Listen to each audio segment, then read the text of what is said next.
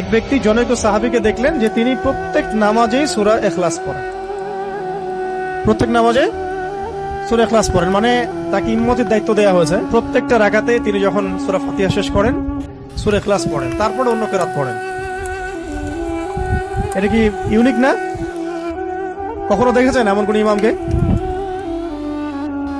তো উনি এটা পড়েন। তো এই বিষয়টা তাকে বলা হলো যে আপনি এটা কেন করেন, আপনি এটা বন্ধ করেন, মাঝে মাঝে পড়েন, পরামর্শ দেওয়া হচ্ছে। তিনি বলছেন না, আমি বন্ধ করব।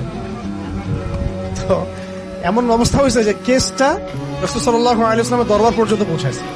ইয়া রাসূলুল্লাহ, আপনার যে ইমাম আপনি দিয়েছেন সেই ইমাম তো এরকম করে, প্রত্যেক রাকাতেই সূরা ইখলাস পড়ে। এখন নবী সাল্লাল্লাহু আলাইহি ওয়াসাল্লাম এর কাছে যখন এই বিষয়টা আসলো, তখন তিনি জিজ্ঞাসা করলেন যে সূরা ইখলাস তুমি প্রত্যেক রাকাতে কেন পড়ো? তিনি বললেন যে আমি এই সূরাটাকে ইয়া রাসূলুল্লাহ ভালোবাসি,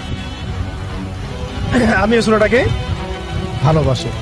তখন নবী সাল্লাল্লাহু আলাইহি ওয়াসাল্লাম বলেছিলেন যে এই সূরার প্রতি ভালোবাসা তোমাকে জান্নাতে প্রবেশ করাবে। কেন তিনি সূরাটাকে ভালোবাসতেন এটারও ব্যাখ্যায় হাদিসে আরো ব্যাখ্যা আসছে, যে বলা হচ্ছে তিনি